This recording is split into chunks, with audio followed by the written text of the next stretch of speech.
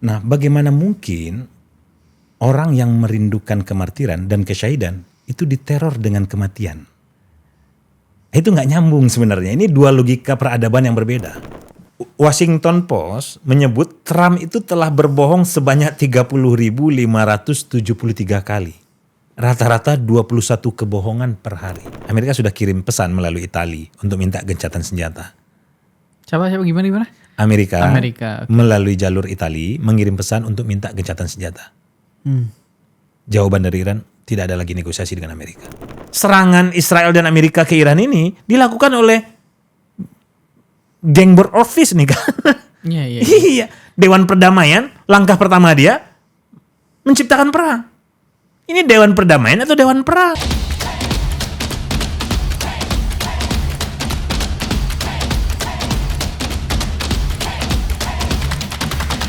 Oke, halo pemirsa Retorika Show, kembali lagi bersama saya Belmondo Scorpio, dan hari ini saya bersama orang yang cukup intens dalam memantau situasi yang terjadi di Timur Tengah. Siapakah dia? Bang Furqon. Selamat datang, Bang. Selamat untuk Retorika Show. Oke, Bang Furqon yang ini semakin tumbuh. Bang Furqon ini seperti biasa, Sekjen FPN, Free Palestine Network. Belum berubah ya jabatannya ya.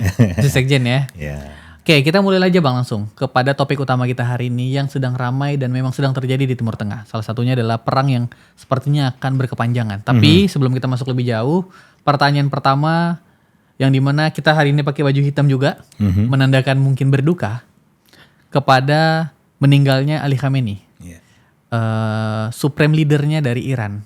Gimana Bro Furqon memaknai meninggalnya Ali Khamenei ini dulu deh? Pertama-tama kita sama-sama ucapkan bela sungkawa ya, sekaligus hormat yang setinggi-tingginya atas kesyahidan Imam Ali Khamenei, karena ini adalah juga cita-cita beliau. Nah, pada titik ini banyak orang yang nggak paham. Mungkin sebagian orang menganggap gugurnya Imam Ali Khamenei ini dianggap semacam kemenangan bagi Amerika atau kecolongan bagi Iran, gitu kira-kira ya. Umumlah orang mungkin menganggap seperti itu. Tapi justru pada titik ini kita bisa melihat angle yang lain, ya, di mana sesungguhnya itu akan menentukan bagaimana kita memahami masyarakat Iran dan kepemimpinan yang ada di Iran. Secara personal, Imam Ali Khamenei ini adalah orang yang melekat pada dirinya dua otoritas. Satu, otoritas agama, dia menjadi orang yang dirujuk di dalam konsep Syiah di Iran. Rujukan itu menjadi formal, menjadi seorang marja namanya, di mana fatwanya ditunggu dalam menyelesaikan banyak hal. Yang kedua, dia juga sekaligus adalah rahbar, pemimpin politik, ya, pemimpin tertinggi, supreme leader yang tadi disebutkan. Pada dirinya melekat dua status yang begitu tinggi itu. Imam Ali Khamenei ini di dalam banyak kesempatan, Belmondo, itu selalu berdoa. Dan doa yang selalu dia panjatkan itu adalah berharap agar dia gugur syahid. Bagi orang yang memahami spiritualitas, terutama spiritualitas timur dan khususnya yang ada di Iran, kesyahidan itu adalah makom tertinggi. Di atas makom yang lain akan selalu ada makom yang lebih tinggi, tapi tidak ada makom yang lebih tinggi selain makom kesyahidan. Jadi itu adalah pencapaian yang dicita-citakan oleh setiap pejuang yang ada di Iran. Nah, ini kita fahami agar apa? Agar kita nggak mispersepsi dan misleading di dalam memahami situasi dan geopolitik yang ada di Timur Tengah atau Asia Barat. Di dalam suatu pertemuan bersama anak-anak martir, jadi orang tuanya sudah pada martir, kemudian anak-anaknya dikumpulkan, Imam Ali Khamenei ini menyampaikan bahwa kurang lebih kira-kira begini kalimatnya, di mana dia tidak mampu membayangkan jika akhir hidupnya mati biasa seperti manusia pada umumnya karena sakit dan lain-lain. Karena bagi seseorang yang memahami hakikat kematian menurut Imam Ali Khamenei ini, tidak mungkin rasanya tidak berharap ke martiran atau kesyahidan. Karena itu kesyahidan itu adalah cita-cita yang selalu diimpikan. Bahkan dalam banyak kesempatan ketika beliau berjumpa misalkan dengan murid-murid beliau seperti almarhum yang juga syahid yaitu Qasim Sulaimani, murid-muridnya saja itu seringkali ketika berjumpa dengan beliau itu selalu nangis. Kan pertemuan itu mungkin bisa jadi terjadi sekali sebulan atau berapa gitu. Itu selalu nangis. Kenapa? Karena sudah ratusan kali masuk ke medan pertempuran kok belum syahid-syahid. Sementara syahid itu adalah sesuatu yang diimpikan. Nah, bagaimana mungkin orang yang merindukan kemartiran dan kesyahidan itu diteror dengan kematian? Itu nggak nyambung sebenarnya. Ini dua logika peradaban yang berbeda. Ada dua peradaban yang selalu vis-a-vis selama ini antara Romawi dan Persia, di mana Persia mewakili Timur gitu ya, dan kemudian sekarang juga mewakili Islam gitu ya. Di mana di Barat itu peradabannya selalu berupaya akumulasi, penumpukan, sementara di peradaban Persia dan Iran khususnya ini dan Timur itu peradabannya lebih kepada penyerahan, pelepasan. Ini kayak persis kalau kita tarik ke atas itu kayak Qabil dan Habil. Kita diminta untuk berkorban sama Allah. Yang satu berkorban barang-barang yang jelek karena dia ingin menumpuk yang bagus-bagus. Yang satu melepaskan barang yang terbaik sebagai bentuk pengorbanan. Ini juga persis seperti dikotomi Bani Hashim dan Bani di luar Bani Hashim. Dulu Rasulullah berjuang ditopang oleh Bani Hashim dan seluruh Bani-Bani yang lain di bawah Bani Quraisy melawan Rasulullah. Orang nggak ingat, orang mungkin lupa bahwa Bani Hashim itu adalah istilah untuk roti yang ada susu.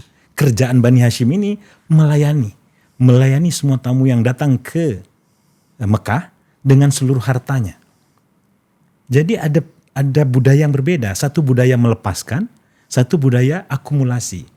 Persis seperti dikotomi juga kalau kita lihat misalkan di podcast yang lalu sudah saya jelaskan bagaimana perbedaan 20 juta orang datang berziarah ke Karbala, nyaris semuanya gratis. Ada yang menyediakan makanan, minuman, tempat urut, kemudian menyediakan internet, wah semua. Sementara itu hanya ziarah.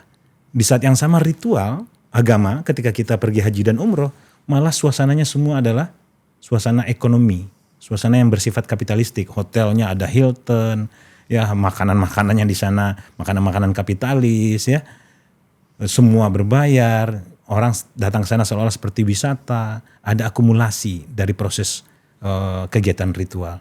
Jadi memang ada dua dikotomi peradaban yang vis-a-vis. Nah, pada peristiwa gugurnya Syahid Ali Khamenei ini, dua peradaban itu menemukan menemukan dua sisi yang kalau orang bisa melihatnya terbalik. Peradaban Barat yang diwakili oleh Amerika dan Israel menganggap gugurnya Sayyid Ali Khamenei ini sebagai kemenangan. Sementara di saat yang sama masyarakat Iran dan para pejuangnya juga menganggap gugur itu adalah kemenangan. Makanya kalau Belmondo periksa pasukan Garda Revolusi Iran mengucapkan selamat atas kemartiran Sayyid Ali Khamenei. Selain juga turut belasungkawa, tapi mengucapkan selamat. Karena itu adalah anugerah terindah bagi seorang pejuang yang selalu dirindukan, diimpikan.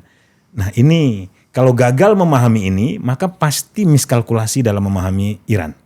Nah ini adalah soal prinsipal, soal nilai soalnya.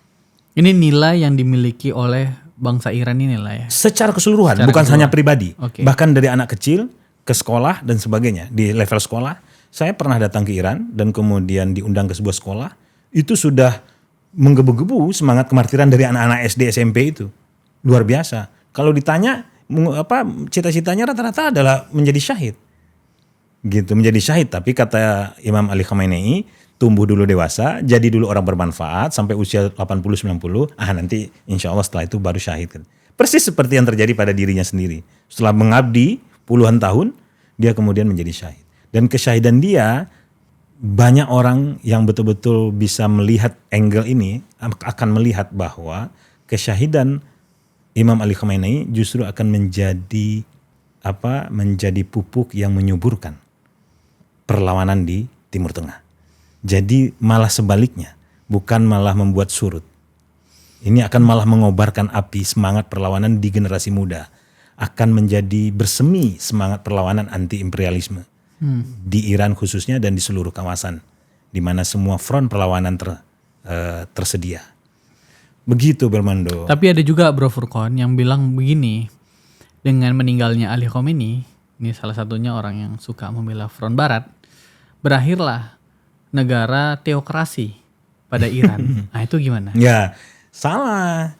Karena apa? Karena Iran hari ini adalah produk revolusi, di mana revolusi itu melahirkan sebuah sistem. Kalau sebuah bangsa hanya bergantung kepada satu patron orang, itu berarti masih kesadaran naif namanya. Yaitu hanya menggantungkan kepada satu patron. Sementara ini enggak, dia sudah teruji dalam banyak kesempatan. Presidennya berapa kali meninggal, diserang Amerika juga gitu ya. Kemudian sekarang pemimpin yang kedua, supreme leadernya sudah wafat juga, dan sekarang masuk yang ketiga. Ujian-ujian itu sudah dilewati oleh banyak kali oleh Iran. Nah, Iran itu memiliki sistem, ya, di mana sistem itu adalah sesuatu yang menegasikan sistem sebelumnya monarki yang sudah berusia ribuan tahun. Jadi sistem baru itu menggantikan tata nilai, tata cara, metodologi dalam mereproduksi kepemimpinan. Dalam hitungan hari sudah ada kepemimpinan. Dalam hitungan 3,5 jam Ayatullah Khamenei wafat, serangan balasan sudah terjadi. Bahkan wafatnya Imam Ali Khamenei itu nggak sendiri. Dia wafat bersama beberapa pemimpin lainnya, diantaranya Panglima IRGC, kemudian penanggung jawab pertahanan, karena lagi rapat. Nah, yang menarik Belmondo, dulu orang kan menggosipkan narasi yang muncul di banyak media mainstream, Imam Khomeini ini ya akan lari ke Rusia. Jangankan lari ke Rusia Belmondo, waktu itu kan saya sudah kritik itu narasi yang sengaja di framing oleh media buzzer Amerika ya. Jangankan lari ke Rusia, diminta bersembunyi saja dan diminta untuk diizinkan pasukannya memberikan pengawalan ekstra ketat, dia nggak lakukan, nggak mau. Jadi peristiwa wafatnya kemarin, beliau tidak mau masuk ke bunker, tidak mau dipindahkan ke dalam gunung, misalkan ya, karena pusat rudal-rudal Iran sebenarnya ada dalam gunung, dalam bukit gitu ya. Tidak mau dievakuasi, enggak. Beliau tetap berkantor di tempatnya dan wafat di kantor itu. Sama sekali tidak lari sesenti pun.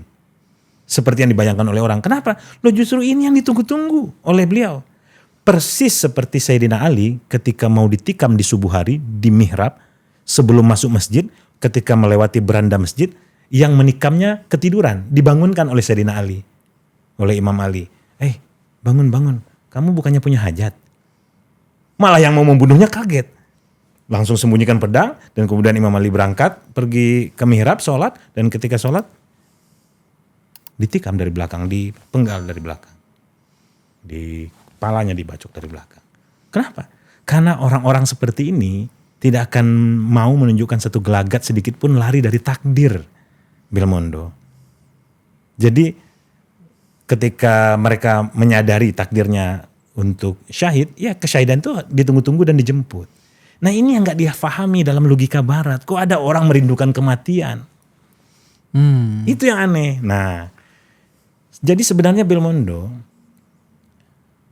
pada akhirnya peradaban barat, terutama Amerika dan Zionisme ini, akan mengalami kesulitan mengalahkan Iran. Kenapa? Karena dia punya dua sayap. Sayap kiri dan sayap kanan. Bisa dibilang sayap hijau dan sayap merah misalkan. Apa itu?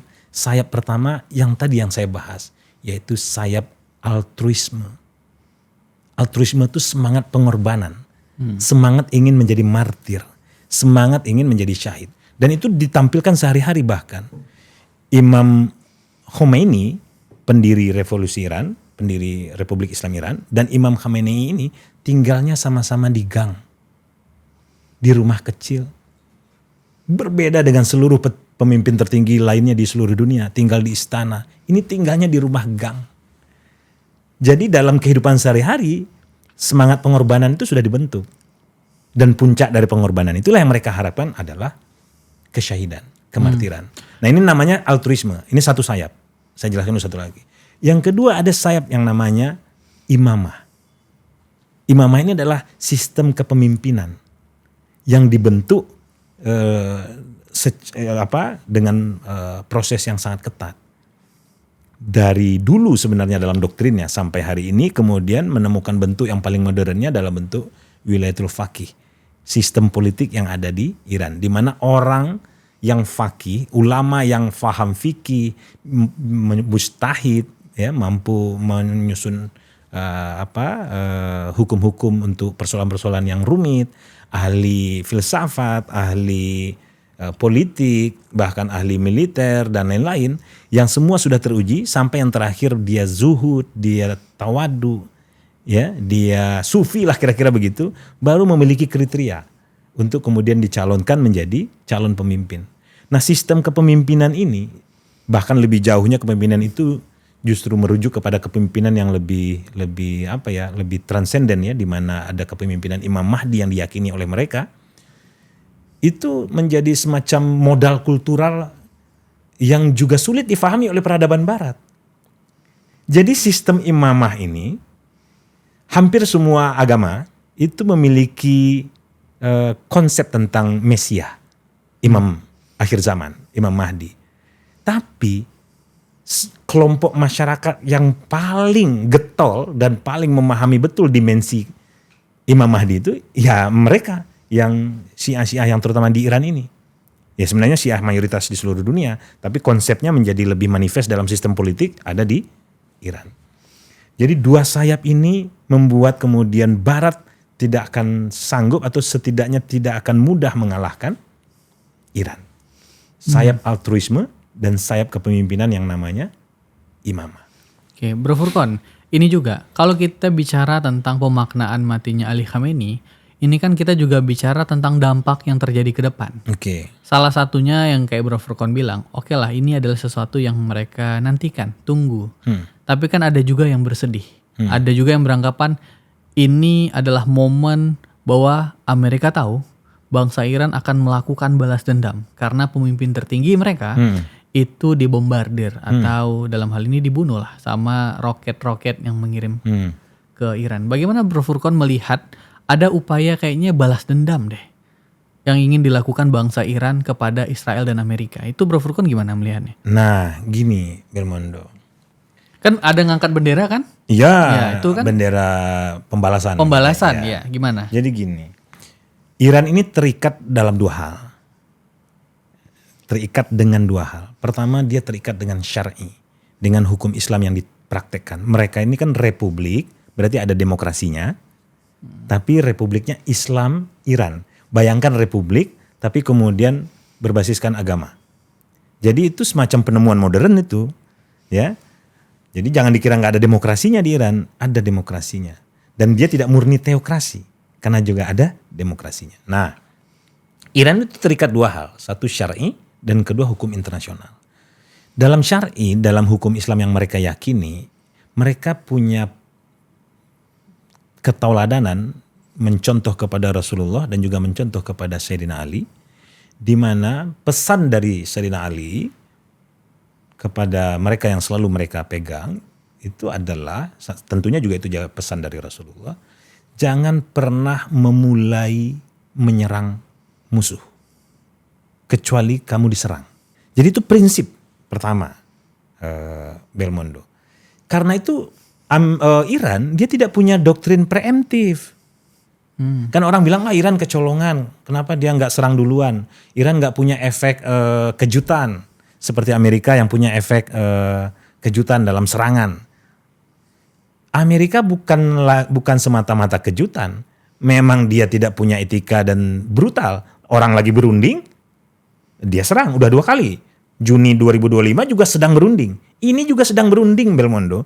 Bayangkan mediator dari Oman itu, Menteri Luar Negeri Oman kalau nggak salah, itu masih berpidato di TV Amerika bahwa prospek perundingan itu akan sangat bisa diwujudkan. Apalagi Iran katanya bahkan terakhir sudah mulai mau mengalah untuk 0 pengayaan uranium, tapi tidak dikirim keluar uraniumnya. Dia mau tahan saja. Itu sudah kemajuan luar biasa. Dan ditunjukkan dengan optimisme yang tinggi oleh perwakilan dari Oman. Tiba-tiba diserang 2 kali, Juni dan sekarang. Jadi di sini nanti kita bisa bahas bagaimana 2 benturan nilai gaya koboi yang seenaknya dan nilai yang berpegang kepada etika dan adab berperang yang mereka sebut syar'i, hukum di dalam berperang. Tidak boleh mendahului menyerang kecuali kamu diserang. Kenapa? Kata Sayyidina Ali, agar kamu nanti punya argumen yang kuat di hadapan Allah. Kenapa kamu harus berperang? Karena diserang duluan. Dan bukan hanya di hadapan Allah, juga punya argumen yang kuat di hadapan dunia internasional. Itu manifest, bukan pesan petuah gitu loh. Itu manifest di dalam hukum mereka. Nah, yang kedua, itu juga mereka juga terikat dengan hukum internasional. Mereka selalu patuh kepada hukum internasional, di mana hukum internasional dalam piagam PBB menekankan kedaulatan sebuah bangsa itu tidak bisa dilampaui dengan menyerang secara militer secara sepihak. Karena itu tata cara dalam menyelesaikan banyak konflik harusnya dengan musyawarah, dengan lobby, mediasi, dan berunding, bukan dengan militer. Pendekatan militer itu sebenarnya adalah bentuk paling primitif di dalam penyelesaian masalah. Bentuk paling purba atau bentuk paling terbelakang dari cara berpikir. Kalau sudah nggak sanggup lagi orang berpikir, biasanya orang berantem. Jadi berantem atau agresi militer itu bentuk keterbelakangan sebenarnya. Nah, Iran dengan syar'i dan hukum internasional mereka patuh. Mereka tidak mau. Tapi kalau sudah diserang, ya mereka akan layani. Mereka sudah sampaikan, kami siap berunding sebagaimana kami juga siap berperang kalau kami diperangi. Maka ketika serangan pertama itu nggak jauh 3,5 jam sudah terjadi serangan balik. Dan Belmondo sebelum serangan itu terjadi, Iran bahkan sudah ngirim surat ke PBB. Apa isi suratnya? Sudah dijelaskan. Sekiranya Amerika menyerang, maka kami punya hak sesuai pasal 51 kalau nggak salah untuk membela diri. Haknya menjadi legal. Dan kami akan menyerang semua pangkalan Amerika di kawasan. Jadi serangan terhadap pangkalan Amerika di kawasan ini juga adalah sesuatu yang sudah disampaikan secara resmi. Bahwa itu bagian dari cara kami bertahan, kira-kira gitu. Karena merespon serangan. Sudah disampaikan resmi pakai surat, bayangin adabnya. Dan juga sudah ditelepon semua penguasa kawasan. Raja-raja di kawasan itu sudah ditelepon, nanti kami akan serang loh ya pangkalan Amerika kalau diserang. Sudah dilakukan komunikasi dan semuanya. Dilakukan dengan gentleman, dengan terbuka. Beda dengan Amerika. Orang diajak-ajak berunding, tiba-tiba ditusuk dari belakang. Gaya koboi aja. Mungkin lebih terhormat koboi. Bisa adu senjata dengan jantan. Ini lebih parah. Belmondo, ada data yang menarik di Washington Post. Saya bacakan ya. Boleh, silakan Bro Furqan. Ya, saya bacakan. Washington Post menyebut Trump itu telah berbohong sebanyak 30.573 kali. Rata-rata 21 kebohongan per hari. Jadi bayangkan Belmondo, pada kesyahidannya Ali Khamenei ini kita menemukan dua wajah. Satu wajah kebohongan, peradaban yang hipokrit, dan wajah kejujuran yang walaupun sudah ditikam berkali-kali tetap memegang etika. Jujur. Dan ketika dia bilang mau menyerang negara kawasan, pangkalan-pangkalan Amerika, mereka buktikan, mereka serang. Dulu sebelumnya janji setia 3, janji setia 2 dan 1. Sekarang kan mereka menyebutnya operasi janji setia 4 atau janji suci 4. Janji sejati 4. Selalu. Kalau mereka bilang proporsional, proporsional. Kalau mereka bilang sebanding, sebanding. Tapi yang terakhir ini mereka bilang, sekarang kalau kami diserang, kami tidak akan membalas sebanding lagi. Kami akan melampaui. Mereka sampaikan di awal. Karena sudah berkali-kali kami ditikam dari belakang. Kira-kira begitu. Dan mereka buktikan. Tanpa takut sama sekali. Mereka buktikan. Belmondo yang diserang hari ini. Per hari ini. Ya. Yang sudah mendapatkan serangan Iran. Itu pangkalan Amerika di Israel tentunya. Kemudian pangkalan Amerika Serikat di Uni Emirat Arab, Arab Saudi, Qatar, Kuwait, Yordan, Irak, Bahrain, Oman, Suriah, bahkan juga di Siprus, bahkan juga di aset-asetnya Prancis, yaitu Camp de la Paix di Uni Emirat Arab, kemudian Camp NATO di pangkalan Ali Al-Salem, ya basisnya Italia, kemudian Akrotiri di Siprus, ya ini basisnya Inggris. Sudah berapa negara nih yang mereka serang nih? Bahkan hari ini kabarnya tadi barusan Prancis, Italia dan Inggris sudah mulai, termasuk Jerman ya, Perancis, Jerman dan Inggris kalau nggak salah, sudah mulai siap-siap untuk terlibat. Jadi mereka ini tidak pernah ingkar dengan ucapannya, satu kata dan perbuatan. Sementara yang di sebelah sini nyaris tidak bisa dipegang antara kata dan perbuatan. Jadi pada konflik yang ada di Iran hari ini kita menemukan dua wajah. Seperti halnya kita menemukan dua wajah Kabil dan Habil tadi.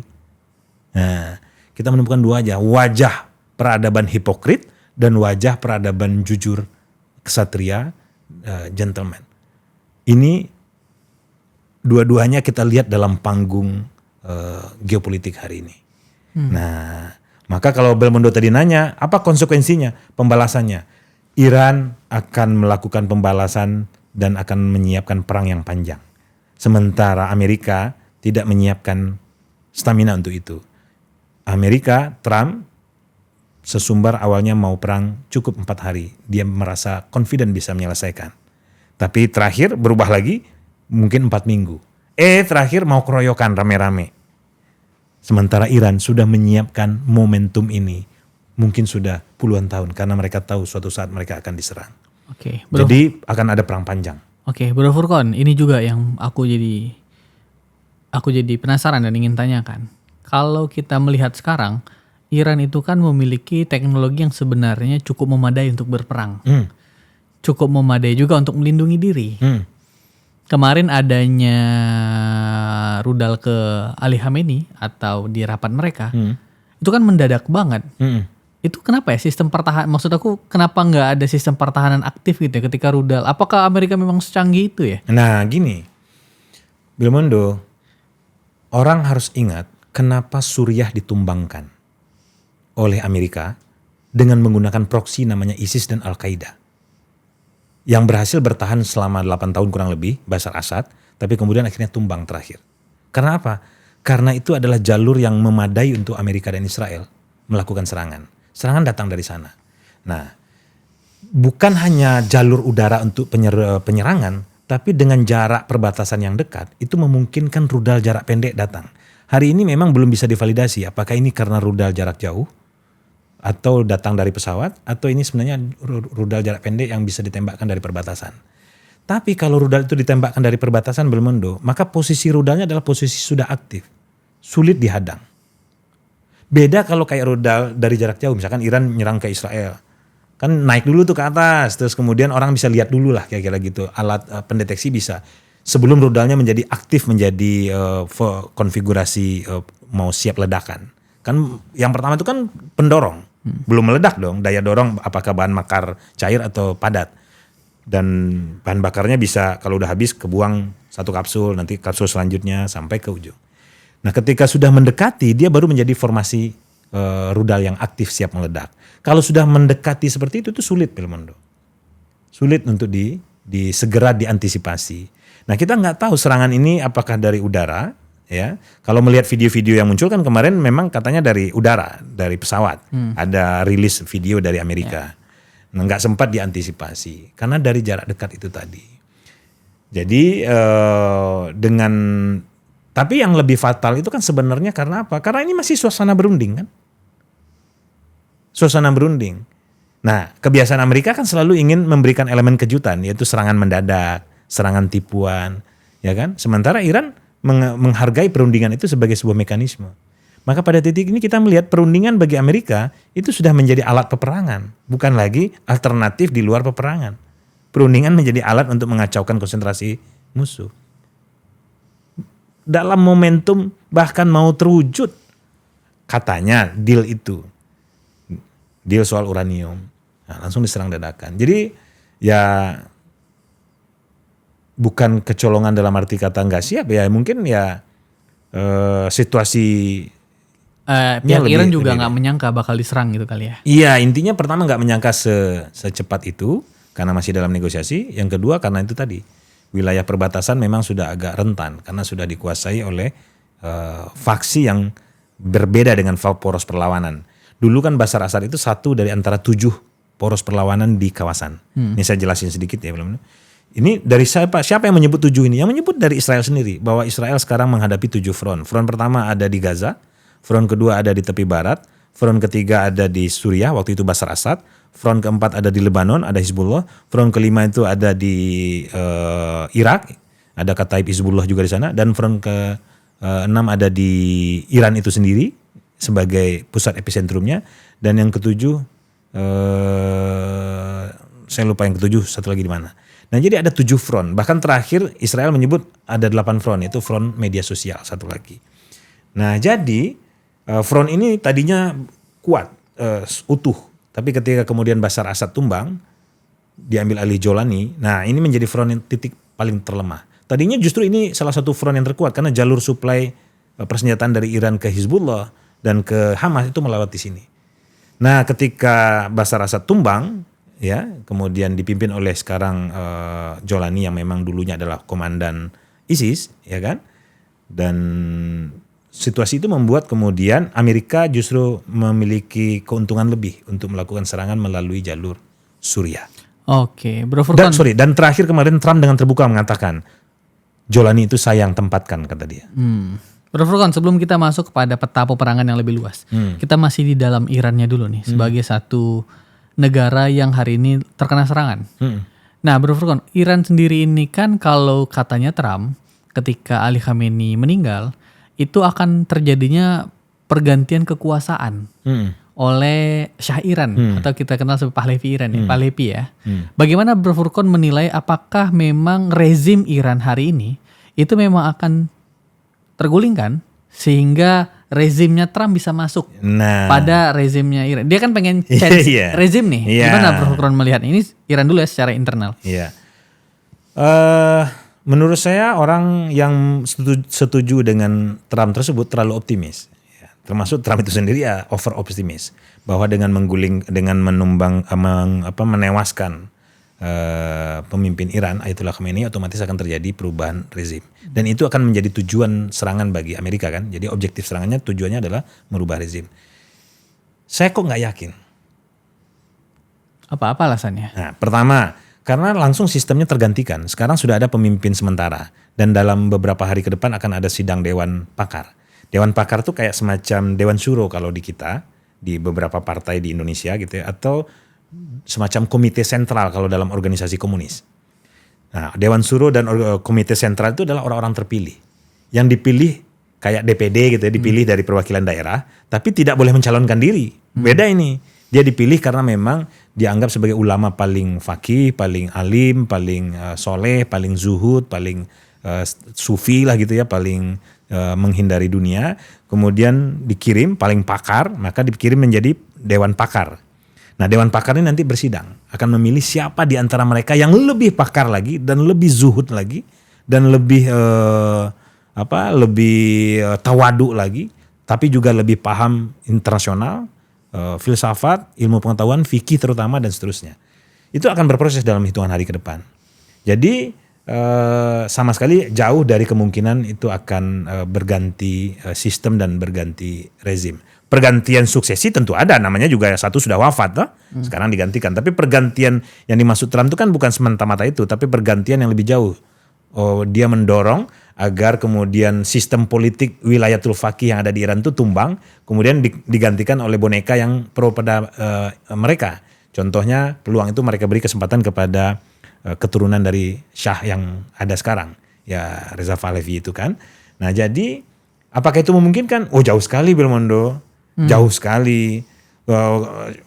Pahlavi itu kan sama sekali nggak ada prestasinya di Iran. Sementara Iran hari ini sudah jauh prestasinya dirasakan oleh masyarakat. Saya bisa bacakan sebenarnya perbandingan di antara Iran di bawah Revolusi Islam Iran atau Republik Islam Iran dengan Iran di bawah di bawah Shah Iran. Ini saya pakai data ya. Boleh, silakan Bro Furqan. Nanti saya kirim juga datanya, bisa ditampilkan. Nah, Belmondo, revolusi literasi terjadi peningkatan 49%. Ya, peningkatan 49% dibandingkan zaman di Shah Pahlavi. 86% literasi orang dewasa terjadi. Ya. Tahun 76 literasi orang dewasa itu cuma 37%.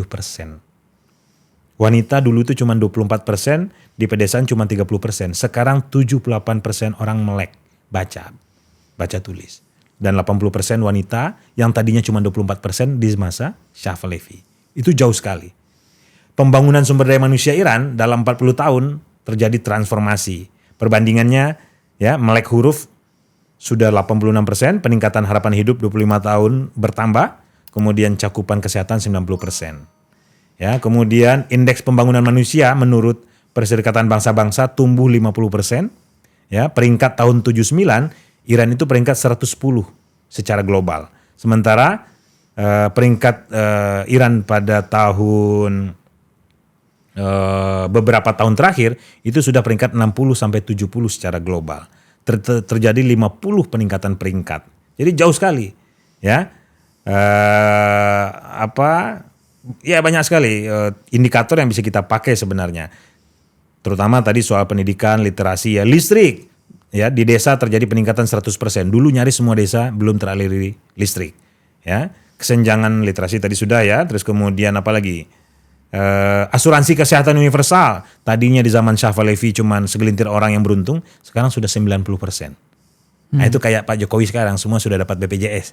Dulu kan cuman pegawai negeri yang punya askes, ya kan? Atau beberapa pabrik yang menerapkan. Nah sekarang semua rakyat. Nelayan di pojok-pojok di pojok-pojok negeri juga dapat lah kira-kira gitu. Mereka yang ada di hutan juga dapat. Ya, infrastruktur gas dulu 0%, sekarang sudah 85%. Dulu semua kekayaan mereka dikendalikan oleh asing.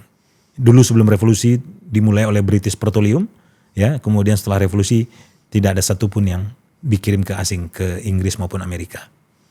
Ya. Kemudian apalagi akses air bersih peningkatan 7 kali lipat.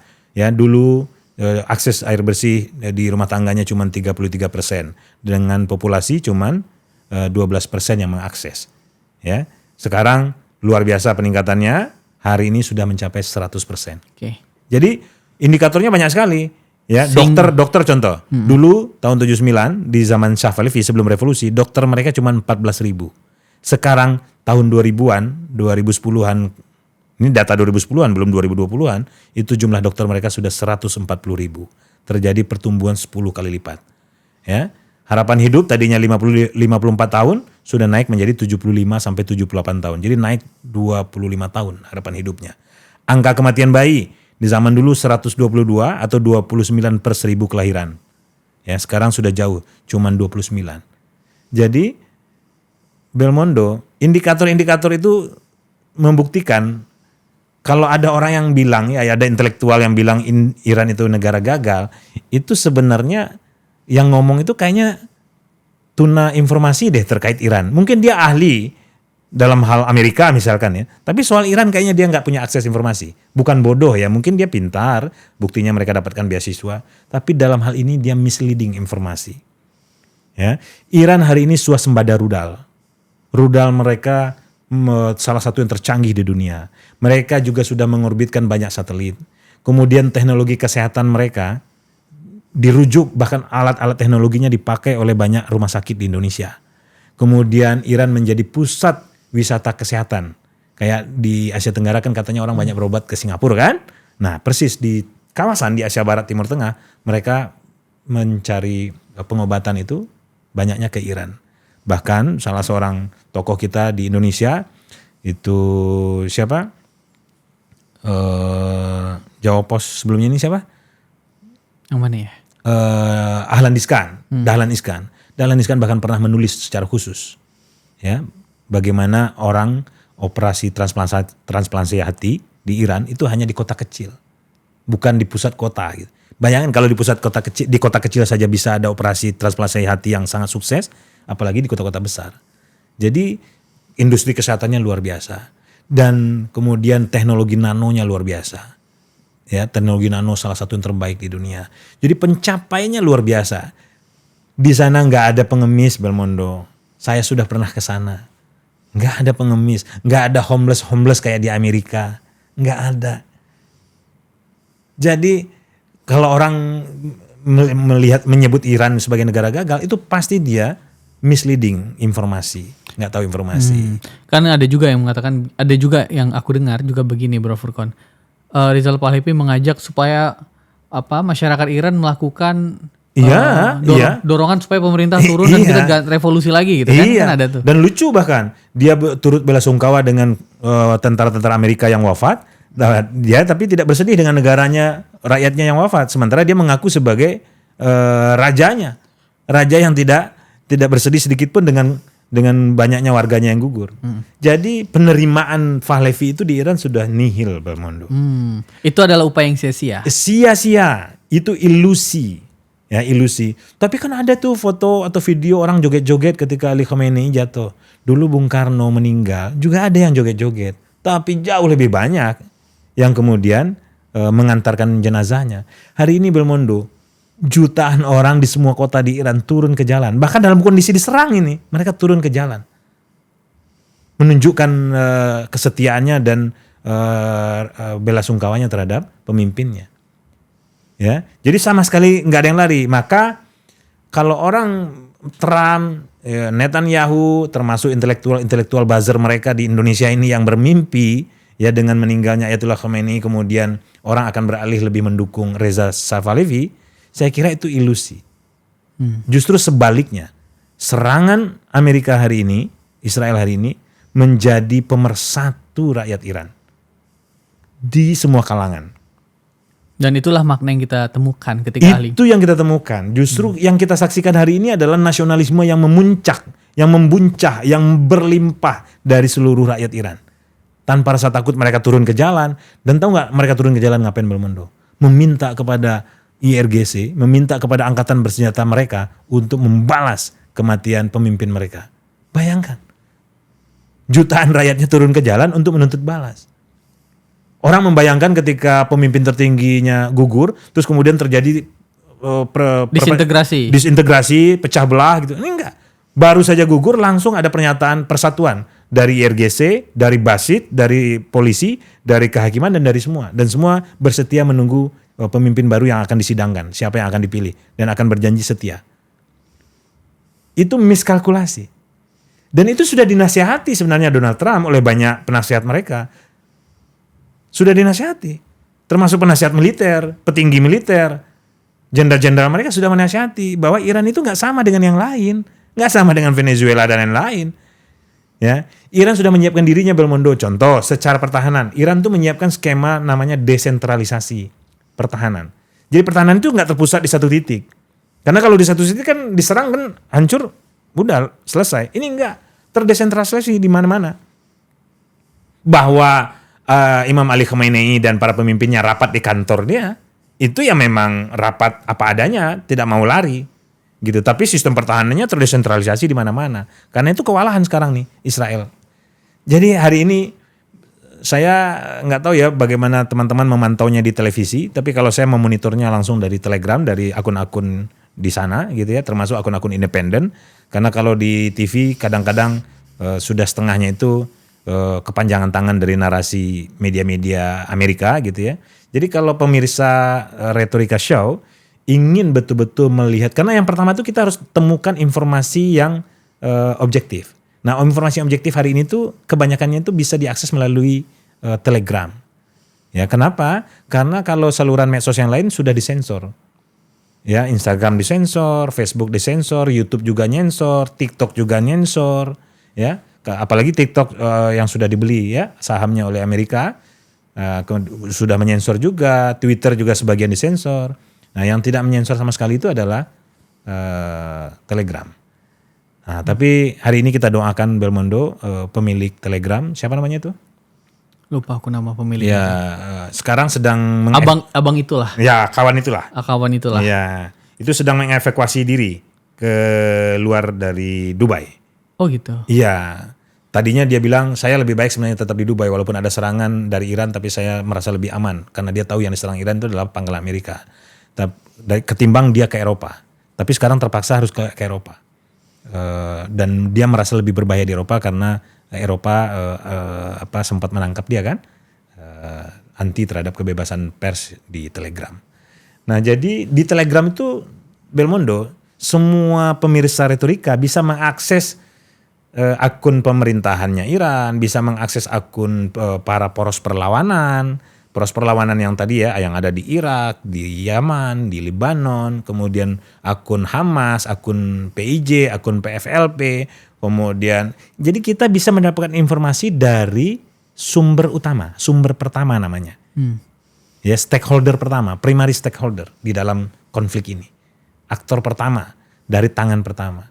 Nah, barulah kemudian kita mengembangkan analisa. Sulit kita akan mengembangkan analisa yang lebih luas dan lebih tajam dan komprehensif kalau basis informasinya keliru. Nah, maka pastikan dulu informasi yang teman-teman konsumsi itu informasi yang langsung. Nah, itu penting. Baru kita lakukan analisa. Oke, kita sedikit bergeser tadi kan internal Iran. Sekarang kita pindah ke update peperangan dulu yang sedang terjadi di Timur Tengah. Kan kalau kita baca berita yang telah terfilter lah bahasa Bro Furqon tadi kan. Aku juga baca berita-berita yang ada di dalam negeri. Salah satu efek atau yang terjadi setelah Iran melakukan bombardir kepada pangkalan militer Amerika di beberapa negara kawasan, yang kayak Bro Furqon bilang tadi ada di Arab Saudi, Qatar, dan di berbagai negara manapun, kayaknya negara kawasan ini ada sedikit geramnya dan rasa-rasa ingin membalas atau mengirim kembali rudal kepada negara Iran. Apakah mereka punya mental? Apakah mereka akan melakukan itu? Maksudnya setelah diserang, lu memang nyerang pangkalan militer Amerika, tapi kan lu serang negara saya juga. Gitu. Iya. Sudah ada pernyataan dari Saudi, sudah ada. Kalau seandainya ini terus dibiarin, kata dia, Iran menyerang pangkalan Amerika di wilayah kami, kata dia. Kami mempertimbangkan untuk kemudian juga terlibat dalam peperangan ini. Kemudian dari Qatar juga muncul kalimat yang sama. Karena apa, Belmondo? Mungkin ya mereka mulai gerah. Tapi ini adalah pemandangan di mana ada perang asimetri, Belmondo. Orang kan selalu membandingkan secara logika formal jumlah persenjataan Amerika dan Iran. Sementara perang ini tidak bisa diterjemahkan hanya dengan menggunakan logika formal. Kita membutuhkan logika dialektik di dalam melihat situasi ini. Ada pendekatan asimetri yang dikembangkan oleh Iran. Contoh, bagaimana mereka mengembangkan industri rudal itu sebenarnya adalah bentuk antitesis dari mereka diembargo persenjataannya, termasuk kapal udaranya kan mereka nggak bisa kembangkan, ya kan? Kemudian termasuk akses senjata yang lain, mereka kembangkan akhirnya rudal. Dan rudal ini menjadi sesuatu yang kemudian mampu mengatasi kebuntuan jarak. Dulu mereka dirudal oleh Irak dan mereka babak belur di rudal Irak. Nah, dari situ mungkin mereka menyadari, mendapat inspirasi dan mulai mengembangkan, melakukan penelitian. Mereka punya rudal sekarang. Nah, rudal ini digunakan untuk kemudian mengatasi jangkauan. Amerika bisa saja punya kapal induk dan segala macam, tapi dalam hitungan menit rudal Iran bisa nyampe. Makanya kapal induknya lari kan sekarang. Ya. Nah, yang kedua, ketika Amerika kemudian memindahkan semua pusat aset-aset militernya ke Israel dan memulai serangan dari Israel, mereka lupa mengamankan pangkalan-pangkalan mereka di kawasan. Nah, Iran menggunakan momen ini, peluang ini untuk kemudian memaksimalkan serangan ke pangkalan mereka di kawasan untuk dua hal. Satu, untuk memastikan base pangkalan Amerika itu memang hancur. Yang kedua juga untuk memastikan basis ekonomi Amerika di kawasan. Termasuk diantaranya adalah jalur energi yang mensuplai mereka saat ini adalah kan negara-negara kawasan Israel ini. Ya, minyak-minyaknya datang dari Qatar, Uni Emirat Arab, ya, dari Arab Saudi. Iran ingin memastikan suplai ini putus. Maka yang diserang di kawasan ini selain pangkalan, termasuk juga beberapa waktu ini sudah mulai menyerang kilang-kilang minyak. Aramco juga sudah mulai dapat serangan. Ya, kalau kita cek ya, Bermondo ya. Jadi apa sih sebenarnya konsep strategi Iran? Yang diserang oleh Iran itu yang pertama itu adalah persepsi keamanan. Jadi kan negara kawasan ini merasa selama ini bergantung kepada Amerika karena persepsi otak mereka tuh dicuci. Kalian itu kami jaga dan bergantung saja sama kami, kata Amerika. Ya, pokoknya menginduk kepada kami, kata Amerika. Pokoknya kalian aman. Nah, dengan Iran menyerang semua pangkalan Amerika di seluruh kawasan ini, membuktikan tidak ada keamanan yang dijanjikan oleh Amerika itu. Jadi Iran ingin mengirim pesan kepada mitra-mitra kawasannya, udah saatnya lu deh berubah. Ya, udah saatnya deh kita serang Israel. Kalau kita bersatu kita akan bisa serang. Kayak kira begitu loh.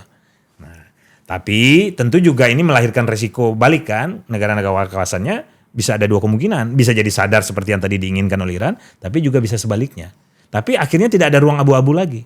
Anda benar-benar berada di garis perjuangan perlawanan atau Anda betul-betul menunjukkan jati diri sebagai kacung Amerika. Nah, bahkan kan kalau kita dengar itu potongan-potongan video kan banyak tuh beredar. Salah satunya contoh dari ceramahnya MH Ainun Najib. MH Ainun Najib bilang suatu saat pasti akan terjadi peperangan antara Amerika dan Iran.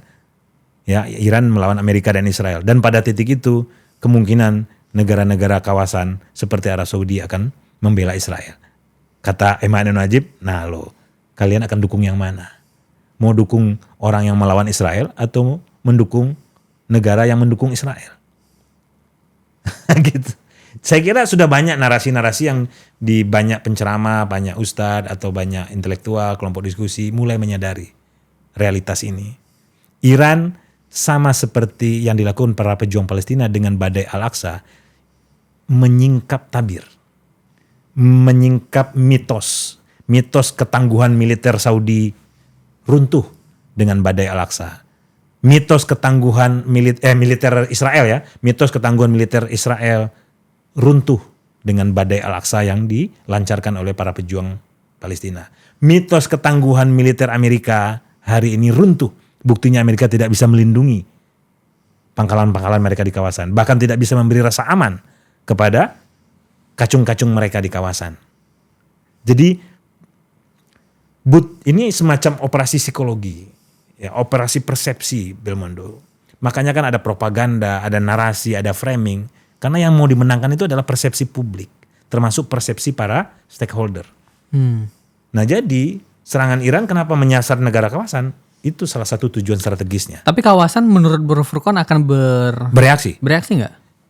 Sudah ada lontaran. Bukan selain lontaran. Apakah akan sampai mengirimkan rudal gitu nggak? Menurut analisa bisa Bro terjadi. Tapi yang jelas ketika tadi Qatar bilang kami mempertimbangkan untuk terlibat di dalam membalas serangan Iran, pasti itu karena ditekan Amerika ya. Dalam hitungan jam, dalam hitungan menit bahkan langsung 10 rudal terbang lagi ke Qatar, ke pangkalan-pangkalan minyak. Ya, jadi sudah banyak sekali yang dihajar sama rudal-rudal Iran. Belmondo, Iran punya puluhan ribu drone. Satu drone cukup untuk meledakkan kilang minyak. Sementara drone-nya puluhan ribu. Iya. Iya. Tapi gini juga jadinya ya. Padahal kalau kita sadari awal gitu ya, yang melakukan serangan terlebih dahulu ini kan sebenarnya Israel sama Amerika. Iya. Sebenarnya serangannya tuh kalau kita hitung jari tuh ya 5-10 gitu ya ke Teheran pertama. Tapi setelah itu kan Iran membalasnya banyak sekali. Sehingga sekarang persepsinya berubah lagi Bro Furqon. Yang kayaknya tegaan itu adalah Iran. Bukan Amerika dan Israel jadinya. Karena Iran ngirimnya sampai ke negara kawasan gitu loh. Iya. Gimana Bro Furqon? Ini kan persepsi ya juga. memang ada orang yang menganggap begini. Kalau Iran tidak menyerang kawasan, justru Iran akan mendapatkan kemenangan politik, dukungan internasional sebagai korban yang diserang, kemudian membalas serangan ke Israel. Itu satu hal iya. Tapi di hal yang lain mungkin Iran punya pertimbangan lain karena peperangan ini akan didesain panjang oleh Iran. Dan satu hal dia harus memastikan koalisi di kawasan, negara-negara sekutu itu kemudian tidak kan selama ini kan pura-pura tidak ikut, tapi kemudian menyediakan pangkalan bahkan mencegat rudal Iran ke Israel misalkan ya. Ya daripada begitu kan harus disingkap selubung kemunafikannya. Ya kan disingkap.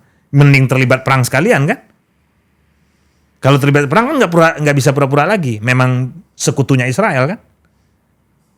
Gitu loh. Nah jadi itu yang tadi saya sebutkan Belmondo. Dengan badai Al-Aqsa ya di Palestina, dengan apa yang dilakukan Iran saat ini itu punya dimensi yang sama, yaitu menyingkap selubung kemunafikan. Gitu. Dan Iran menyingkapnya dengan cara yang sangat terhormat, berkirim surat terlebih dahulu. Yang tata cara administrasi tadi lah ya. Iya, adab sehingga terlebih dahulu. adab berperang tuh sesuai ya, kayak sesuai Bro Furqon sampaikan tadi ya. Iya, sesuai hukum internasional dan sesuai syar'i. Oke. Nah, sekarang kita lihat contoh ya, misalkan serangan-serangannya hari ini apa saja yang terjadi ya. Ya. Jadi bursa di Dubai dan Abu Dhabi sekarang ditangguhkan. Oke, kita lihat negara-negara yang sudah hubud dunia, hubud dunia ya prinsipnya akumulasi karena tumbuh dengan sistem kapitalisme yang serakah, itu bursa saham tutup itu sesuatu Belmondo. Ya, Abu Dhabi walaupun kemudian bisa saja setiap negara menutup sesaat gitu ya, tapi ini bukan karena hal biasa, ini perang. Ya, Selat Hormuz sudah ditutup ya. Ya, sudah ratusan kapal tanker mangkrak semua itu di perbatasan. Kecuali 2 yang diizinkan, yaitu kapal tankernya Cina dan Rusia. Iya. Itu boleh lewat. Ya selain kapal Iran ya. Kemudian apa lagi? Bandara tutup. Ya, di Dubai, Abu Dhabi, Doha, Kuwait, ya, Bahrain tutup.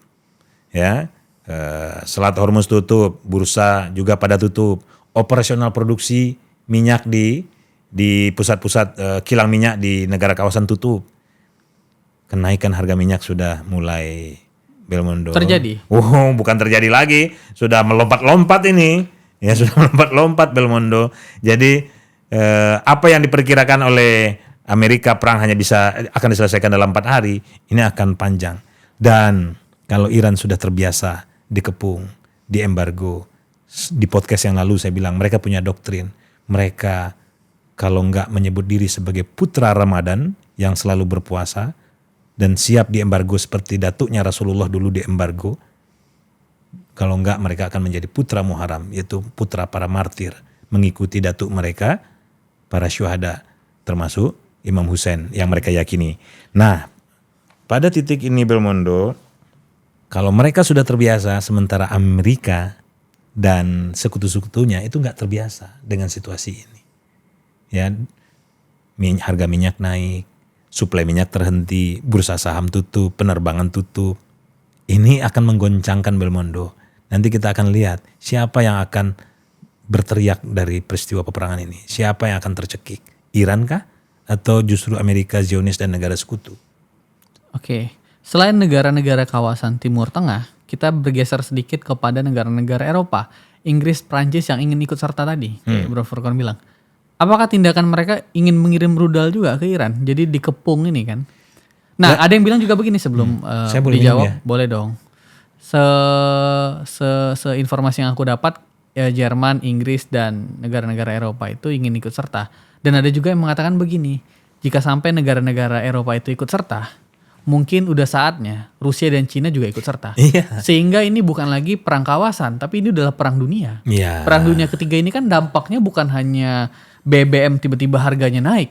Kan Iya. bukan hanya itu. Iya. Ukraina sama Rusia yang terperang aja BBM naiknya luar biasa gitu kan. Apalagi perang dunia ketiga. Ini kan semua hal bisa tidak stabil nih. Tidak ada kepastian jadinya. Nih Bro Furqan gimana melihat situasi yang kayaknya makin parah gitu. Iya. Yang jelas beberapa jam yang lalu Inggris mengirimkan tim untuk melakukan evakuasi besar-besaran. Evakuasi ini masyarakat Inggris? Masyarakat Inggris yang ada di kawasan, bukan hanya di satu negara. Evakuasi besar-besaran. Artinya itu pertanda bahwa Inggris membaca ini eskalasi tidak akan terkendali. Sebagaimana jaminan Amerika yang menganggap selesai dalam 4 hari. Dan ini belum pernah terjadi. Ini operasi evakuasi besar-besaran. Kalau nggak salah puluhan ribu warga mereka di sana mau dievakuasi. Nggak tahu, bahkan mungkin jangan-jangan ratusan ribu. Kemudian Jerman juga mulai ngomong mempertimbangkan, memang menyebut bahwa beberapa jam lalu ini bisa jadi untuk terlibat di dalam peperangan ini. Perancis juga memang melakukan hal yang sama. Tapi seperti yang Belmondo bilang tadi, apa jaminannya kalau Inggris, Perancis, Jerman nggak turun, kemudian ini tidak melebar ke yang lain? Seperti tadi, China dan Rusia apakah mungkin ikut atau tidak? Hari ini China Rusia backup Iran di belakang layar. Ya, tapi kalau situasi nanti berkembang sedemikian rupa, belum tentu kan siapa yang bisa kendalikan. Di dalam pertempuran, di dalam peperangan itu kan kalau dia nggak bisa diukur, resiko bisa kemana-mana. Makanya kan syarat dalam perang di modern itu kan dia bisa dikendalikan. Skalanya sebesar apa, luasnya sebesar apa. Tapi kalau nggak terkendali lagi, ya dia bisa sangat memungkinkan terjadi perang dunia. Sangat memungkinkan. Kita nggak tahu nih, apakah Inggris, Jerman, dan Perancis ini cuma gertak sambal, nakut-nakutin, mempresur Iran. Kalau Iran sudah total, pesan total itu sudah sampaikan sebelum serangan 28 Februari kemarin. Mereka sudah bilang kalau kami diserang akan ada perang kawasan dan ini akan jadi perang eksistensial. Perang eksistensial itu artinya hidup mati, Belmondo. Perang hidup mati, perang merdeka atau mati, nggak ada lagi. Dan yang menarik, per hari ini saja, sebenarnya bukan per hari ini, kemarin Amerika sudah kirim pesan melalui Italia untuk minta gencatan senjata. Siapa gimana?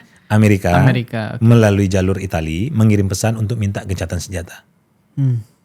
Jawaban dari Iran, tidak ada lagi negosiasi dengan Amerika.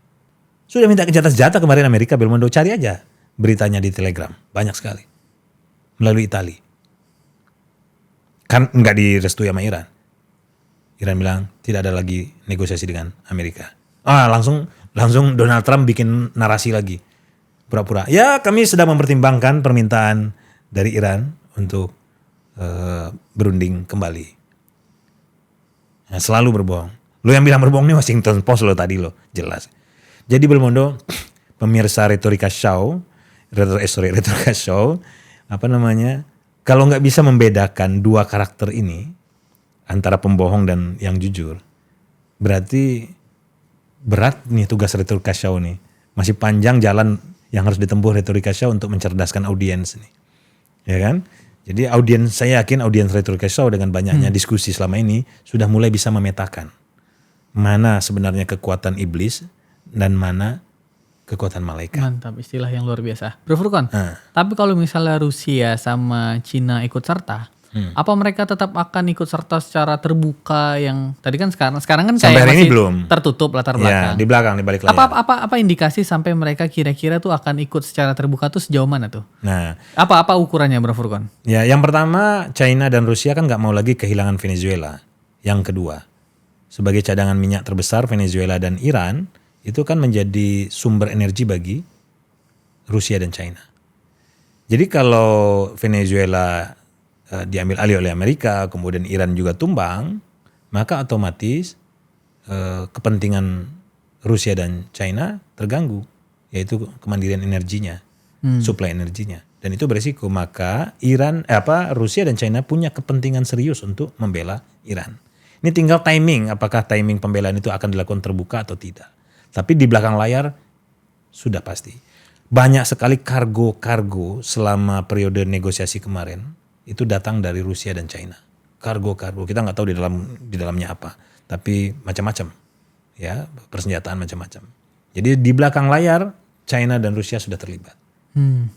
Ya, itu seperti bagi China dan Rusia ya. Mereka juga bisa melihat kan bagaimana Amerika dan Eropa terlibat juga di Ukraina kan. Terus apa salahnya juga mereka backup sekutunya. Gitu. Tapi pertanyaan Belmondo tadi belum bisa kita definisikan prediksi dengan asal gitu ya. Kapan mereka akan terlibat, timingnya kapan. Tapi apakah mereka akan mungkin terlibat? Sangat mungkin. Kalau eskalasi terus naik.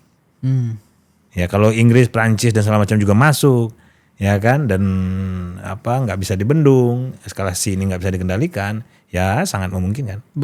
Aku mau rangkum, benar nggak kira-kira begini? Iran sudah tidak ingin bernegosiasi, Amerika mati atau Iran yang mati? Kita selesaikan ini secara perang. Atau apakah akan ada gencatan senjata? Ini kan pertanyaannya. Ya. Apakah perang ini memang negosiasi lagi deh sama Amerika karena bohong banget gitu ya? Ya. Atau akan ada kemungkinan gencatan senjata deh kayaknya? Tadi kan kayak cerita Bro Furqan kan kayaknya ini perangan yang... Ya, gencatan senjata masih sangat memungkinkan, tapi tidak sekarang. Karena Iran mau memberi pelajaran. Karena udah berapa kali berunding-berunding kan. Nah, Iran mau menyelingkap selubung mitos negara adidaya. Benar nggak adidaya nih? Benar nggak sekuat Israel di Palestina? Lawan ormas saja kalah. Itu kan meruntuhkan semua industri militer Israel. Nah, sekarang juga sama. Meruntuhkan semua industri militer Amerika nih. Ya kalau ngelawan Iran aja kalah. Karena mereka kan ini industri mereka ditopang oleh industri militer kan. Ini Bro Furqan, selain Rusia sama Cina, siapa sih proksinya Iran lagi? Yang bersama Iran lah kira-kira. Yang jelas kalau di kawasan kan ada kawasan tuh, di kawasan kan ada kan organisasi-organisasi yang...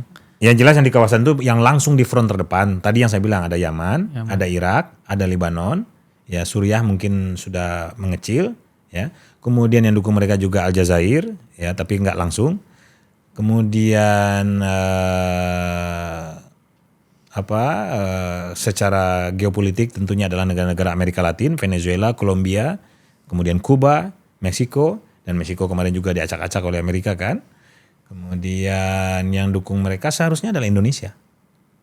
Seharusnya gitu kan. Karena Indonesia kan punya hubungan diplomatik sama Iran seharusnya ya. Nah, tapi aneh juga ya memang kenapa Kemenlu kita sampai hari ini ya itu belum mengutuk agresi militer Amerika dan Israel ke Iran. Padahal ini kan dua negara yang punya hubungan diplomatik. Memang agak aneh nih Menlu kita hari ini. Menlu secara personal, mungkin juga Wamenlu-Wamenlunya, termasuk Kemenlu secara keseluruhan. Nah ini perlu kita kritisi nih. Jangan sampai nih Kemenlu kita ini mempermalukan presiden. Tapi kan ada statement mau jadi ini mediator. Mau jadi mediator itu kan harus punya posisi tawar. Ya, posisi tawar apa yang bisa membuat dua kubu yang berseteru ini bisa mau berunding? Nah, memang apa ya? Jangankan untuk menjadi mediator, memanfaatkan panggung konferensi Asia Afrika aja, Kemenlu kita nggak lakukan. Tahun lalu kan nggak ada perayaan konferensi Asia Afrika. Kemudian sekarang nih, menjelang konferensi Asia Afrika harus kan jadi panggung perdamaian. Indonesia menjadi tuan rumah, undang semua negara-negara terutama negara-negara bekas non-blok, bekas negara-negara jajahan, apalagi Indonesia terlibat di forum Selatan-Selatan, harusnya kan manfaatkan forum itu sebagai sebuah strategi diplomasi dan mengembalikan bandul geopolitik dunia ke Nusantara. Ini Kemenlu kita nggak kerjakan. Atau kerjakan tapi nggak ada info, jangan-jangan. Tapi kan kebangetan. Kenapa? Akhirnya orang kan mempertanyakan kebijakan presiden pada akhirnya. Padahal ini jangan-jangan bottleneck-nya ada di Kemenlu. Presiden itu kan sebenarnya pengambil keputusan strategis. Yang mana di meja dia harus disediakan kan, opsi-opsi kan. Kayak opsi ikut BOP aja, itu seharusnya bukan ikut atau tidak. Bisa juga ikut tapi dengan catatan misalkan. Nggak sekonyong-konyong begitu. Atau memonitor aja misalkan. Ya seharusnya ya tidak perlu ikut. Kenapa tidak perlu ikut? Loh ini kan faktanya Belmondo. Serangan Israel dan Amerika ke Iran ini dilakukan oleh geng board office nih kan. Iya. Iya. Dewan Perdamaian, langkah pertama dia menciptakan perang. Ini Dewan Perdamaian atau Dewan Perang? Makanya ada yang bilang BOP itu bukan Board of Peace, Board of Perang. Board of Perang. Iya. Nah akhirnya kan presiden kita dikritik oleh publik kan? Oh iya sekarang lagi sangat dikritik. Bahkan ada yang menghimpun ada yang menghimpun apa ya semacam gambaran bagaimana sikap Indonesia di BOP pada setuju untuk keluar. Iya memang bukan hanya sekadar itu menuntut untuk keluar kan? Iya menuntut untuk keluar. Iya. Ini jadi kita patut bertanya ini sebenarnya Kemenlu ini kerja atau enggak gitu loh. Jangan sampai mempermalukan presiden. Sediakan dong opsi-opsi terbaik di meja presiden. Jangan presiden kayak bekerja sendiri dalam kebijakan-kebijakan luar negeri. Iya. Jadi perlu dikritik Kemenlunya. Gitu, kerja atau enggak. Orang nanya nih, ada Wamenlunya, Wamenlu Timur Tengah. Mana kok nggak pernah nongol? Dalam rapat-rapat di Timur Tengah, di rapat PBB bicara soal situasi Timur Tengah nggak pernah nongol juga. Ya kan? Jadi ini situasi yang juga kurang menguntungkan ini yang harus kita kritisi. Ya, di saat yang sama kemudian banyak juga intelektual kita, ya intelektual liberal ini yang kerjanya hanya euforia dukung Amerika, ya kan? Bahkan salah satu intelektual tuh, boleh nggak saya sebut nama nih? Silahkan. Silahkan ya. Kemarin menulis tuh ada yang mengutip tulisan dari Shawkani itu. Ya dia bilang apa? Iran ini karena dia memilih negara agama, kemudian maka akhirnya dia menjadi negara yang gagal. Itu kan bentuk sinisme yang akut terhadap agama. Apa urusannya? Kita kalau menghargai demokrasi, bebaskan juga dong orang memilih. Apakah dia memilih berdasarkan agama kah? Atau dia memilih berdasarkan ideologi sosialisme kah? Komunisme kah? Itu kan hak masing-masing bangsa, ya nggak? Ini disebut gara-gara agama kemudian menjadi negara terbelakang. Justru faktanya mereka menjadi negara maju bisa diukur. Nanti kalau perlu kita perbandingkan satu sama lain beberapa negara prestasinya satu sama lain. Jadi itu suatu bentuk kedangkalan berpikir menurut saya. Apalagi di dalam komentar tulisannya sendiri Shawkani bilang karena gara-gara memilih agama makanya kena embargo. Loh, itu saya screenshot loh itu. Gara-gara memilih agama katanya, memilih landasannya sistem politiknya berbasiskan agama, teokrasi, padahal ada demokrasinya juga. Ya, gara-gara memilih basisnya agama, kemudian Iran itu diembargo katanya. Loh, emang Venezuela diembargo gara-gara agama? Emang Kuba diembargo gara-gara agama?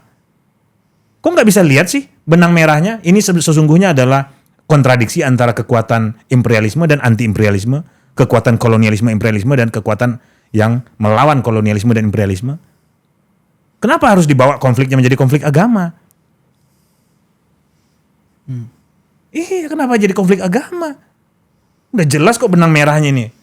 Inilah yang terjadi ketika beberapa intelektual bangsa ini ada yang mulai pro ke Iran, yang kayak tadi kita bilang, pembelahannya tuh ada yang ke Iran, ada yang ke barat. Mungkin itu yang punya pandangan ke barat, dan Prof. Furqon punya pandangan ke Iran. Gini Belmondo, Gimana tuh? Pramudia dalam novelnya bilang, ya, selalu ada wajah malaikat dan iblis di mana-mana. Tapi yang namanya kolonialisme itu pasti iblis. Yang melakukan genosida itu pasti iblis. Yang membunuh 20 sampai 30 juta rakyat dunia di 37 negara pasca Perang Dunia Kedua, itu pasti iblis. Pasti setan bernama Amerika. Makanya kan sama Iran disebut, itu setan besar, setan kecilnya Israel. Lo perilaku apa yang namanya melakukan genosida ratusan ribu orang, Belmondo? Perilaku apa yang membunuh 20 juta orang di 37 negara pasca Perang Dunia kalau bukan perilaku setan? Jadi kalau ada intelektual di Indonesia ini yang masih sepihak mendukung Amerika dan Israel, bahkan nyaris tanpa bersimpati kepada Palestina dan negara-negara yang puluhan tahun ditindas, diembargo, itu benar-benar bisa kita sebut intelektual agen Amerika. Memang agen Amerika, antek-antek Amerika. Kalau bahasa Pak Prabowo antek asing. Iya, antek-antek, ya bisa. Ya sebutlah nama-nama yang juga mungkin pernah diundang ke sini, ada Celi dan segala macam. Bagi saya mereka itu antek-antek Amerika. Iya. Jadi menurut Bro Furqon. Dan saya sampaikan kok di depannya langsung. Oke. Bro Furqon, ini pertanyaan yang cukup strategis deh. Kira-kira apa langkah yang harus Pak Prabowo ambil kalau Bro Furqon ada di sampingnya tuh Pak Bro Furqon akan bisikan apa? Pertama, persiapkan ya konferensi tingkat tinggi seperti konferensi Asia Afrika, mungkin bisa diluaskan lagi konferensi Asia Afrika dan Amerika Latin sebagai negara-negara bekas jajahan untuk menarik bandul geopolitik ini kembali ke Indonesia, karena Indonesia pernah punya prestasi mencegah terjadinya Perang Dunia Ketiga pada saat Perang Dingin, di mana kutub terjadi dua waktu itu, bipolar antara Amerika dan Uni Soviet. Hampir terjadi perang dingin. Hampir terjadi perang dunia. Ya, kemudian disebut menjadi fase perang dingin. Nah, tidak menjadi perang dunia itu, tidak meletus bisulnya itu karena ya prestasi Indonesia di dalam menggalang kekuatan gerakan non-blok. Dan gerakan non-blok lahir dari konferensi Asia Afrika. Jadi kalau Pak Prabowo dalam banyak pidato selalu mengajak seluruh dunia bersatu melawan imperialisme, sebagaimana pidato dia di saat pelantikan, di KTT 8 Mesir, dan di forum-forum seperti di Turki, di forum Selatan-Selatan, ya ini momentumnya. Dan momentum itu adalah modal sejarah kita. Pernah kita lakukan, disebutnya Spirit Bandung. Kenapa yang modal sejarah yang pernah kita lakukan dan menjadi contoh dunia saja, itu nggak digarap? Nah ini kan harusnya dipersiapkan oleh Kemenlu, itu yang saya bilang tadi. Dipersiapkan, dikasih masukan ke Pak Prabowo. Jangan biarkan Pak Prabowo berpikir sendirian dong.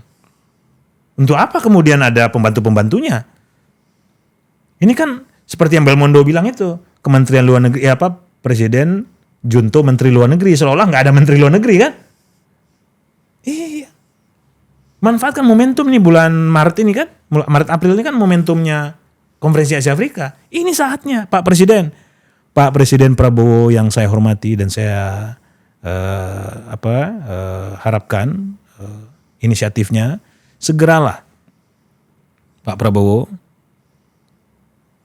tarik bandulnya ke Indonesia, selenggarakan konferensi tingkat tinggi darurat ya untuk mengatasi kebuntuan situasi geopolitik dunia hari ini. Dan percayalah Pak Prabowo, Anda akan didukung oleh banyak negara di seluruh dunia. Dan terutama Anda akan didukung oleh publik yang ada di Indonesia. Baru Indonesia menjadi aktor di dalam kancah geopolitik dunia. Kalau hari ini Pak Prabowo, banyak orang kemudian menjadi sinis melihat Indonesia banyak mengekor kepada politiknya Donald Trump dan Netanyahu. Posisi Indonesia jauh lebih terhormat daripada seperti yang dilihat hari ini. Seharusnya kita bisa memainkan lebih hebat lagi, lebih maju lagi irama politik dunia dengan mengambil kepeloporan seperti tadi. Mungkin itu pesan yang bisa saya sampaikan. Oke Bro Furkon, ini pertanyaan terakhir. Masih dengan keputusan Pak Prabowo kemarin gabung ke BOP, hari ini kan situasi udah berubah. Menurut Bro Furkon apakah harus tetap bertahan walaupun katanya belum bayar? Atau yaudah sekalian keluar aja? Bro Furkon gimana melihat itu? Kalau menurut saya segera keluar. Ini momentumnya. Bahkan saya nggak yakin BOP itu bisa operasional terlaksana. Loh kalau dunia sudah perang nggak terkendali, mau bahas apa lagi belum? Ya, maka saran saya kepada Pak Prabowo segera keluar dari BOP dan selenggarakan konferensi Asia Afrika Amerika Latin. Konkret keluar ya? Konkret keluar dari BOP. Ya, Dewan Perdamaian yang hari ini justru menjadi Dewan Perang. Ya, mereka kan yang menginisiasi perang saat ini, melakukan serangan sepihak kan. Dan Pak Prabowo dan Kemenlu jangan sungkan-sungkan untuk kemudian berdiri di kaki sendiri untuk bersikap, ya, tunjukkan solidaritas terhadap negara-negara yang ditindas selama ini. Ya, kan ini serangan sepihak yang dilakukan Amerika dan Israel ini adalah pelanggaran hukum internasional. Jadi saya kira kita nggak perlu malu-malu untuk mengutuk peristiwa itu. Saya kira Indonesia cukup terlambat untuk meresponnya dan ya jangan tunda-tunda lagi, ambil sikap tegas. Oke, terima kasih banyak Bro Furkon atas waktunya telah hadir dan menjelaskan banyak bahkan lebih tentang Iran atau tentang kawasan yang hari ini sedang terjadi. Kita update terus dan kita akan ngobrol lagi. Kita lihat update-nya ke depan bagaimana. Apakah Rusia dan Cina benar-benar akan menunjukkan dirinya atau tetap main di belakang layar. Sekali lagi terima kasih banyak Bro Furkon telah hadir. Oke, thank you dan sampai jumpa teman-teman Retorika Show.